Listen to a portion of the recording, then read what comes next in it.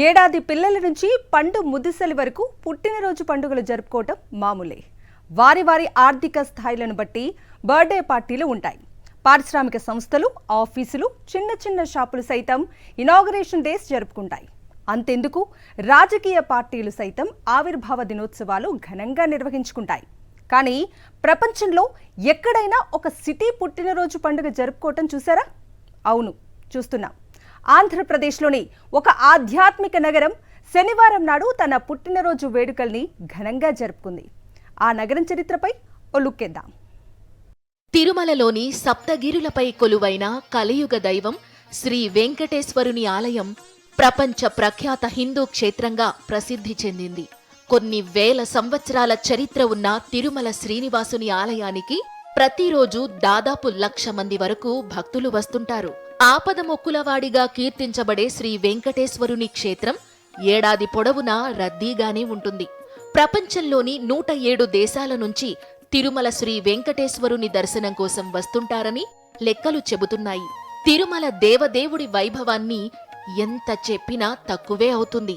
వేల ఏళ్లుగా 7 కొండలపై కొలువై ఉన్న శ్రీ వెంకటేశ్వరుని సేవించడానికి అర్చకులు తిరుచానూరు నుంచి ప్రతిరోజు వెళ్లి రావడం కష్టంగా ఉండడంతో అర్చకుల కోసం అద్వైత బోధకుడు సమతామూర్తి రామానుజాచార్యులు వారి కోసం ప్రత్యేకంగా ఒక అగ్రహారం నిర్మించాలని అనుకున్నారు.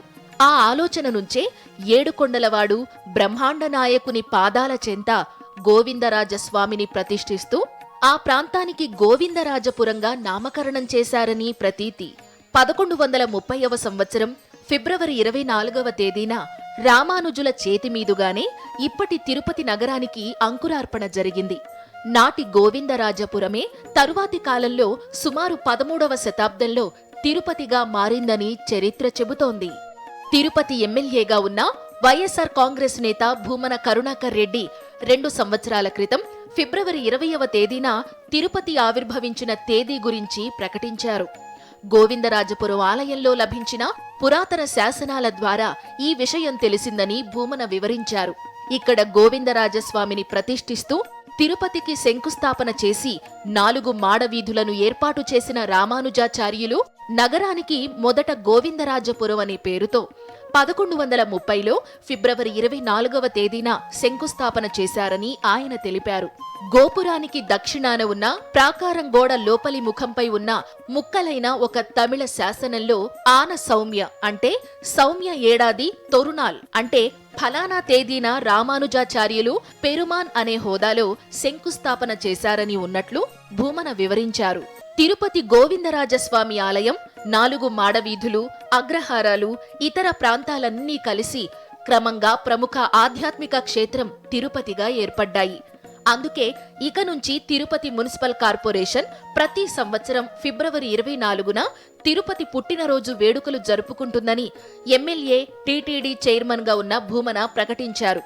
గోవిందరాజుల గుడి ఆవరణలో ప్రతిష్ఠించిన రామానుజాచార్యుల విగ్రహం దగ్గర శనివారం ఉదయం పూజలు చేసి 4 మాడవీధుల్లో ప్రదక్షిణలు నిర్వహించారు.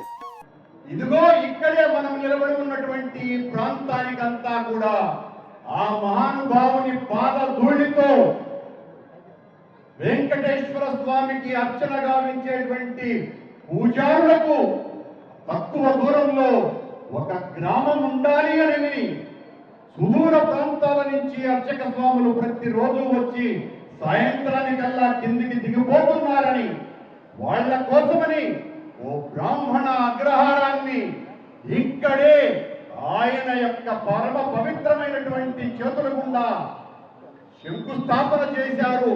చిదంబరం నుంచి తీసుకొని వచ్చినటువంటి గోవిందరాజ ప్రతిమను ప్రతిష్ఠించడంతో పాటు ఇక్కడ ఈ గ్రామానికి గోవిందరాజపురంగా నామకరణం చేస్తున్నానని ఆ మహానుభావుడు ఆ రోజున ఏ పుణ్య ముహూర్తంలో నిర్ణయించి ఈ శంకుస్థాపన చేశారో దినదిన ప్రవర్తమానంగా ఈ రోజున ప్రపంచ వ్యాప్తంగా ఉన్నటువంటి 140 కోట్ల మంది హిందువుల ఆరాధ్య దేవత దేవుడు అయినటువంటి వెంకటేశ్వర స్వామి నిలయంలో మనలాంటి వాళ్ళమందరూ కూడా నివాసం ఏర్పరచుకొని జీవనం సాగి వహించటం మనందరి జన్మ జన్మల పుణ్యఫలం. ప్రతిరోజు గోవిందరాజ ఆలయంలో జరిపేటువంటి మంత్ర పుష్పంలో స్పష్టంగా దీనికి సంబంధించినటువంటి మంత్రంగా ఫలానా రోజున సౌమ్యనాగ సంవత్సరం ఫల్గుణ మాసం నందు ఫిబ్రవరి నెల 24వ తారీఖున వచ్చేటువంటి విధంగా ఇక్కడ ప్రతిరోజు కూడా ఆ మంత్ర పుష్పాన్ని చదువుతున్నారు అన్నటువంటి విషయాన్ని మీకందరికీ గుర్తు చేస్తున్నారు. రామానుజుల వారే తిరుపతి నగరానికి అంకురార్పణ చేశారనే విషయం శాసనం ద్వారానే నిరూపితమైందని భూమన కరుణాకర్ రెడ్డి చెప్పారు. ఆయన పరంపర నాటి నుంచి నేటి వరకు కొనసాగుతోందన్నారు. తిరుమల శ్రీ వెంకటేశ్వరుని బ్రహ్మోత్సవాలతో సమానంగా తిరుపతి నగరం పుట్టినరోజు వేడుకలు నిర్వహిస్తున్నట్లు చెప్పారు. ఈ విషయంలో టీటీడీ ఎగ్జిక్యూటివ్ ఆఫీసర్ ధర్మారెడ్డి కృషి ఎంతో ఉన్నతమైనదని భూమన ప్రశంసించారు. తిరుపతి నగరాన్ని ఆధ్యాత్మిక క్షేత్రంగా తీర్చిదిద్దడంలో ప్రతి ఒక్కరూ సహకరించాలని ఈవో ధర్మారెడ్డి విజ్ఞప్తి చేశారు. తిరుపతిని ఒక ఆధ్యాత్మిక క్షేత్రంగా తీర్చిదిద్ది ఏ భక్తుడైనా ప్రపంచ నలుమూలల నుంచి దేశ నలుమూలల నుంచి తిరుమలకు తిరుపతి ద్వారా వెళ్తారు. కాబట్టి తిరుపతిలోనే అటువంటి వాతావరణం క్రియేట్ చేయాలనేటువంటి ఉద్దేశంతో చైర్మన్ గారు, నేను, జిఎం గారు, తిరుమల తిరుపతి దేవస్థానం పాలక మండలి అంతా కూడా కృషి చేస్తున్నాం. దీనికి అందరూ కూడా మీరంతా తోడ్పాటు ఇవ్వాలని చెప్పేసి నేను కోరుకుంటూ తిరుపతి డెవలప్మెంట్కు తిరుమల తిరుపతి దేవస్థానం ఎల్లప్పుడూ సహకారం అందిస్తుందని చెప్పి మీ అందరికీ తెలియజేసుకుంటూ ఈ భూగోళం మీద అనేక నాగరికతలు వెల్లివిరిశాయి. ఎన్నో పురాతన నగరాలు ఇప్పటికీ గొప్ప చరిత్రతో కొనసాగుతున్నాయి. కాని ఏ మహానగరానికి ప్రపంచంలో గాని లేదా మన దేశంలో గాని ఒక తేదీన అంకురార్పణ జరిగినట్లు చరిత్రలో సాక్ష్యాలు లేవని చెబుతున్నారు.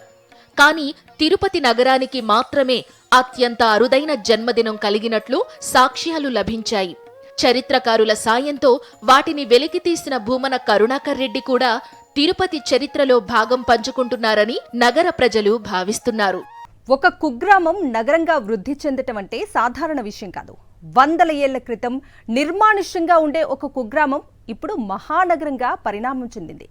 దేవదేవుని పాదాల చెంత ఆవిర్భవించిన ఆ గ్రామం ప్రపంచ ఆధ్యాత్మిక కేంద్రంగా విరాజిల్లుతోంది. అదే నేటి తిరుపతి నగరం. చరిత్ర చెప్పిన సాక్ష్యాల ఆధారంగా టీటీడీ తిరుపతి నగరం పుట్టినరోజు వేడుకలు ఘనంగా నిర్వహిస్తోంది. శేషాచలం శ్రీ వెంకటేశ్వరుని నివాసం. వేల సంవత్సరాల క్రితం అవతరించిన శ్రీనివాసుని సేవలు చేసుకుంటున్న పూజారులు ప్రతిరోజు దూరం నుంచి తిరుమలకు వెళ్లి రావడం కష్టంగా మారింది. రోజురోజుకు కొండ మీద భక్తుల తాకిడి పెరుగుతోంది. దాని ఫలితంగానే సప్తగిరుల పాదాల చెంత ఉన్న ప్రదేశం క్రమంగా అభివృద్ధి చెందింది. శ్రీ రామానుజాచార్యులు గోవిందరాజపురంకు శంకుస్థాపన చేసినప్పుడు అది కుగ్రామమే. తరువాతి కాలంలో ఆ గ్రామమే నేటి తిరుపతి నగరంగా రూపాంతరం చెందింది. తిరుపతి పేరుకు కూడా చాలా చరిత్ర ఉంది.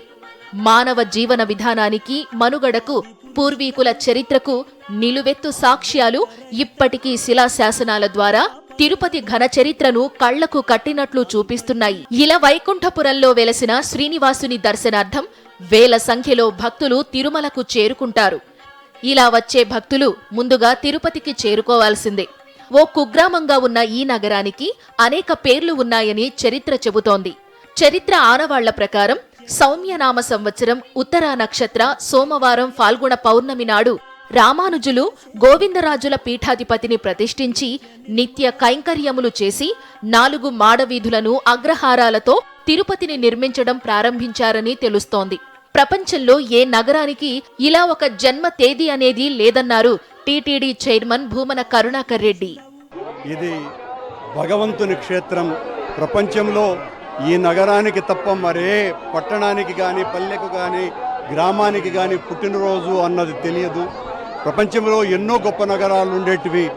ఈ మెసొపొటేమియా సంస్కృతిలో ఊరుక్ అనేటువంటి నగరాలు కావచ్చు, లష్కర్ అనే నగరం కావచ్చు, ఈజిప్టు, మెసొపొటేమియాలో, అలాగే ఏథెన్స్, రోమ్, హరప్ప, మొహంజదారో ఇలాంటి ఎన్నో ప్రాచీన నగరాలను చూసినటువంటి మనం ఆ నగరాలకు దేనికి లేనటువంటి ప్రత్యేకత ఒక్క తిరుపతి నగరానికి ఉన్నది. దానికి కారణం పరమ పూజ్య పరమ పరివ్రాజకులైనటువంటి జగద్గురువు రామానుజాచార్యుల వారి అమృత హస్తాలతో 24/2/1130 సంవత్సరం తన 108వ ఏట ఇదే ఈ 4 మాడ వీధులకు బ్రాహ్మణ అగ్రహారంగా ఆయన గోవిందరాజపురం అనేటువంటి నామకరణం చేసి గోవిందరాజ విగ్రహాన్ని ప్రతిష్ఠింపజేసి ఆ రోజున ఆయన శంకుస్థాపన చేసిన కారణంగా సరిగ్గా ఇప్పటికి 894 సంవత్సరాలు పూర్తయినటువంటి సందర్భంలో అత్యంత వైభవోపేతంగా తిరుపతి అంతా కూడా ఒక పండుగల సంరంభంగా ప్రజలందరూ కూడా భాగస్వాములై ఈ పవిత్ర కార్యక్రమంలో పాలు పంచుకుంటున్నారు. తిరుమల దేవదేవుని పాదాల చెంత గోవిందరాజపురం ఏర్పాటయ్యాక క్రమంగా దాని చుట్టుపక్కల ఉన్న ప్రాంతాలన్నీ కలిసి కాలక్రమంలో తిరుపతిగా మారాయి. హిందువులకు అంతర్జాతీయ స్థాయి ఆధ్యాత్మిక కేంద్రంగా తిరుమల పరిణామం చెందడంతో దిగువన ఉన్న తిరుపతి కూడా కాలక్రమంలో ఎంతగానో అభివృద్ధి చెందింది. రామానుజుల రాకకు ముందు తిరుచానూరులో శ్రీవారి ఉత్సవాలు వైభవంగా జరిగేవని శాసనాలు చెప్తున్నాయి. పండుగల కోసం అనేక ప్రాంతాలు ఉన్నా మరే ఇతర నగరంలో కూడా ఆ నగర స్థాపనకు ఖచ్చితమైన తేదీ లేదు. తిరుమల ఆలయంలో సమతా ధర్మాన్ని స్థాపించి పూజా కైంకర్యములను రూపొందించిన భగవద్ రామానుజులు తిరుపతి నగరానికి మూలకర్త. ఈ పట్టణాన్ని మొదట గోవిందరాజపురమని, తరువాత రామానుజపురమని, 13వ శతాబ్దం ప్రారంభం నుండి తిరుపతి అని పిలుస్తున్నట్లు శాసన ఆధారాలున్నాయి. ప్రస్తుత TTD chairman, Tirupati MLA Bhumana Karunakar Reddy 2 ఏళ్ల క్రితం ఫిబ్రవరి 20న పురాతన శాసనాలను తెప్పించారు. ఇందులో ఈ నగరానికి 1130 ఫిబ్రవరి 24న రామానుజాచార్యులు శంకుస్థాపన చేసినట్లు రుజువులు దొరికాయి. ఈ ఆధారాలు టీటీడీ ఆధ్వర్యంలోని గోవిందరాజ ఆలయంలో వెలుగులోకి వచ్చాయి. 3 సంవత్సరాలుగా తిరుపతి నగరం పుట్టినరోజు వేడుకలు అంగరంగ వైభవంగా జరుగుతున్నాయి. శనివారం ఉదయం తిరుపతిలో నగరం జన్మదిన వేడుకలు టీటీడీ ఆధ్వర్యంలో వైభవోపేతంగా నిర్వహించారు. TTD chairman, Tirupati MLA Bhumana Karunakar Reddy, EO Dharma Reddy, MP Gurumurthy, ఇతర ప్రజాప్రతినిధులంతా ఇందులో పాల్గొన్నారు. వేలాదిగా ప్రజలు హాజరై తిరుపతి నగరం జన్మదిన వేడుకలకు ఉత్సాహంగా పాలు పంచుకున్నారు. 3 సంవత్సరాలుగా తిరుపతి నగర పుట్టినరోజు వేడుకలు నిర్వహించడం, అది కూడా ప్రస్తుత పాలకవర్గం ఆధ్వర్యంలో జరగడం తమకు ఎంతో సంతోషంగా ఉందన్నారు డిప్యూటీ మేయర్ భూమన అభినయ్ రెడ్డి. ఈ సంప్రదాయం కొన్ని వందల ఏళ్లపాటు తిరుపతి నగరం ఉన్నంత కాలం కొనసాగుతుందన్నారాయన. శాసనాల ప్రకారం రామానుజాచార్యులు గోవిందరాజపట్టణం పేరుతో 894 సంవత్సరాల కిందట తిరుపతి నగరానికి శంకుస్థాపన చేయడం జరిగింది. దీన్ని గుర్తించినటువంటి ప్రస్తుత శాసనసభ్యులు, టీటీడీ పాలక మండలి చైర్మన్ గారు గత 3 ఏళ్లుగా పెద్ద ఎత్తున తిరుపతి నగరంలో తిరుపతి పుట్టినరోజు వేడుకల్ని జరుపుతున్నారు. ఈసారి చైర్మన్ హోదాలో టీటీడీ భాగస్వామ్యంతో ఈ నగరంలో ఒక పండుగ వాతావరణం ఈరోజు నెలకొని ఉన్నది. ఇలా ఇంకా కొన్ని వందల సంవత్సరాల పాటు నగరం ప్రతి ఏటా పుట్టినరోజు వేడుకలను జరుపుకుంటూ మహానగరంగా ఆవిర్భవించబోతోందన్న ఆశాభావాన్ని నేను వ్యక్తం చేస్తున్నాను. భారతదేశంలో ఆధ్యాత్మిక నగరాలు లెక్కలేనన్ని ఉన్నాయి. కానీ తిరుమల, తిరుపతి మాదిరిగా కొండ మీద ఒక పట్టణం, కొండ దిగువన మరో పట్టణం ఉండడం, 2 ప్రపంచ ప్రఖ్యాత ఆధ్యాత్మిక కేంద్రాలుగా విరాజిల్లడం అనేది ఇక్కడి ప్రత్యేకత. ఇంతటి ప్రాశస్త్యం గల నగరం దేశంలో మరొకటి లేదని చెప్పవచ్చు. నలుదిక్కులా సరిహద్దులు నిర్ణయించి మరీ ఒక గ్రామానికి అంకురార్పణ చేశారు అద్వైతమూర్తి రామానుజాచార్యులు. ఇప్పుడు ఆ గ్రామం సరిహద్దులు దాటి కిలోమీటర్ల మేర విస్తరించి మరింత వేగంగా పురోగమిస్తోంది. 100 మంది కూడా లేని ఒకనాటి కుగ్రామం నేడు ప్రపంచవ్యాప్తంగా ఉన్న హిందువుల ఆధ్యాత్మిక కేంద్రంగా తయారైంది. ఒక నగరానికి జన్మదిన వేడుకలు నిర్వహించాలనే ఆలోచన రావటమే ఒక అద్భుతం. ఒక ఆధ్యాత్మిక నగరానికి పుట్టినరోజు పండుగ నిర్వహించుకునే భాగ్యం తిరుపతి ప్రజలకు దక్కింది. భారతదేశంలో ఏ నగరానికి లేని పుట్టినరోజు ఒక్క తిరుపతి నగరానికి మాత్రమే ఉండడం విశేషం. అద్వైత పురుషుడైన సమతామూర్తి అంకురార్పణ ఫలితంగానే ఓ గ్రామంగా ఆరంభమైన తిరుపతి నేడు నగరంగా అభివృద్ధి చెంది దేదీప్యమానంగా వెలుగొందుతోంది. శ్రీరామానుజాచార్యులు కంచి నుంచి తిరుమలకు వచ్చే క్రమంలో తన 112వ ఏట నిర్మానుష్యంగా ఉన్న పార్థసారథి స్వామి ఆలయం గమనించారు. అదే నేటి గోవిందరాజస్వామి ఆలయం ప్రాంతం. ఈ ప్రాంతాన్నే ఓ గ్రామంగా నిర్ణయిస్తూ రామానుజులు పునాదిరాయి వేశారు. నిర్మానుష్య ప్రాంతంగా ఉన్న ఆలయ పరిసర ప్రాంతాలను అభివృద్ధిలోకి తీసుకొచ్చేందుకు గరుడ ఆకారంలో కొత్తగా నిర్మిస్తున్న గ్రామానికి హద్దులు పెట్టించి పునాది వేయించారు. ఆగమ శాస్త్రోక్తంగా నాడు వేసిన పునాదితోనే నేడు తిరుపతి ఆధ్యాత్మిక రాజధానిగా వెలుగొందుతోంది. రామానుజులు పునాది వేసిన ప్రాంతానికి గోవిందరాజపురమని నామకరణ చేయగా తరువాత దాన్ని రామానుజపురంగా స్థానికులు మార్పు చేశారు. కాలక్రమేణా 13వ శతాబ్దంలో తిరుపతిగా ప్రసిద్ధికెక్కింది. నాటి గోవిందరాజపురానికి కృష్ణాపురం ఠాణా, 4 కాళ్ల మండపం, రైల్వే స్టేషన్కు తూర్పు ప్రాంతం, బేరివీధి వంటి 4 ప్రాంతాల్లో మండపాలను నిర్మించారు. ఆ తరువాత ఆయా ప్రాంతాల్లో శ్రీ ఆంజనేయ స్వామి విగ్రహాలను ప్రతిష్ఠించినట్లు తెలుస్తోంది. ప్రస్తుతం 4 కాళ్ల మండపం మాత్రమే చరిత్రకు సాక్షిగా మిగిలింది. గోవిందరాజపురం గ్రామం ఏర్పడ్డాక రామానుజం ఏర్పడింది. గోవిందరాజపట్నం ఏర్పడ్డాక గ్రామానికి తొలి వీధిగా రామానుజ తిరువీధితో పాటు పడమర, తూర్పు, దక్షిణ మాడవీధులు శ్రీవారి అర్చకులు, వారి బంధుమిత్రులకు ఆవాసాలుగా అభివృద్ధి చెందాయి. ఆ తరువాత ఆ వీధికి బజారు వీధిగా, ఆపై మహాత్మాగాంధీ ఈ రోడ్డులో నడయాడడంతో గాంధీ రోడ్డుగా మార్పు చెందింది.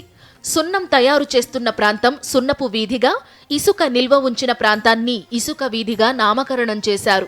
బండ్లు నిలిపే ప్రాంతమే నేటి బండ్ల వీధిగా మారినట్టు తెలుస్తోంది. ఇంతటి ఘన చరిత్ర గల తిరుపతి నగరంలో మమేకం కావడం తమకు ఎంతో గర్వకారణంగా ఉందన్నారు తిరుపతి లోక్సభ సభ్యుడు గురుమూర్తి. నగరాల్లో పెద్ద పెద్ద మహానగరాలు ఉన్నాయి కానీ గతించిపోయినటువంటి అత్యంత ప్రాచుర్యం పొందినటువంటి నగరాలు ఉన్నాయి కానీ ఏ నగరం ఎప్పుడు ఆవిర్భవించింది అనేది మనకు తెలియదు. కానీ ప్రత్యేకంగా తిరుపతికి మాత్రం పరమ పవిత్రమైనటువంటి దైవ సమానమైనటువంటి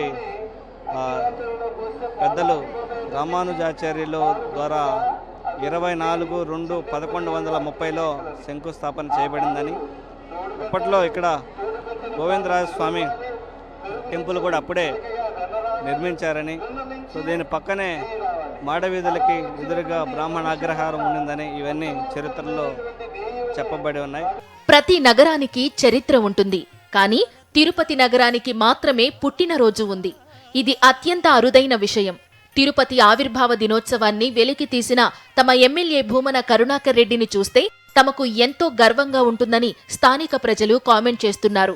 ఆ రోజు రామానుజాచార్యుల వారు ఈ తిరుపతికి నామకరణం చేసిన దాన్ని ఈ రోజు వెలుగులో తీసుకొచ్చినటువంటి మా తిరుపతి ఎమ్మెల్యే భూమన కరుణాకర్ రెడ్డి గారి ఆధ్వర్యంలో అంగరంగ వైభవంగా ఈ తిరుపతి పేరు ప్రత్యేకతలు మన శ్రీ వెంకటేశ్వర స్వామి వారి వల్ల ప్రపంచం నల్లదిశలా వెలుగుతుంది. అలాంటి నలుదిలగలా వెలిగే ఈ పేరు ప్రత్యేకతలను మరింత ముందుకు తీసుకెళ్లే విధంగా మా తిరుపతి ఎమ్మెల్యే భూమన కరుణాకర్ రెడ్డి గారు ఈరోజు తిరుపతి పేరును ప్రత్యేకగాంచే విధంగా ఈరోజు అంగరంగ వైభవంగా ఈ పొద్దు తిరుపతి ప్రజలందరూ కూడా ఈ పుట్టినరోజు వేడుకల్లో పాల్గొనడం చాలా సంతోషకరం. 1994వ పుట్టినరోజు వేడుకల్లో మేము తిరుపతి వాసులుగా భాగస్వామ్యం పంచుకోవడం చాలా ఆనందకరంగా ఉంది. ఎక్కడైనా ఒక మనిషికి పుట్టినరోజు ఉంటుంది, ఒక ఊరికి పుట్టినరోజు చేసిన ఘనత ఒక భూమన కరుణాకర్ రెడ్డి గారికే చెల్లుతుంది. గతంలో మనం పెద్ద పెద్ద వాళ్ళ దగ్గర నుంచి ఉంటాము. ఆల్వార్లు 12 మంది ఉన్నారని చెప్తున్నారు. ఆల్వార్లు 12 మంది కాదు, భూమన కరుణాకర్ రెడ్డితో కలిపి 13 మంది ఆల్వార్లు అయినారని ఈ సందర్భంగా చెప్తున్నాం. కరుణాకర్ రెడ్డి గారి వెంకటేశ్వర స్వామి పూని ఇలాంటి కార్యక్రమాలు చేయడంలో కరుణాకర్ రెడ్డి గారిని మించిన గొప్ప వెత్త ఎవరూ లేరనేది మా అభిమతము. ఒకప్పుడు తిరుమల శ్రీ వెంకటేశ్వరుని పాదాల చెంత కుగ్రామంగా ప్రారంభమైన గోవిందరాజపురం నేడు వందలాది ఆలయాలతో, లక్షలాది ప్రజలతో వేగంగా అభివృద్ధి చెందుతోంది. అదేవిధంగా ప్రపంచ వ్యాప్తంగా ఉన్న హిందువుల ఆధ్యాత్మిక క్షేత్రంగా తిరుపతి నగరం విరాజిల్లుతోంది. ఇది ఇవాల్టి స్పెషల్ ఎడిషన్. నమస్తే.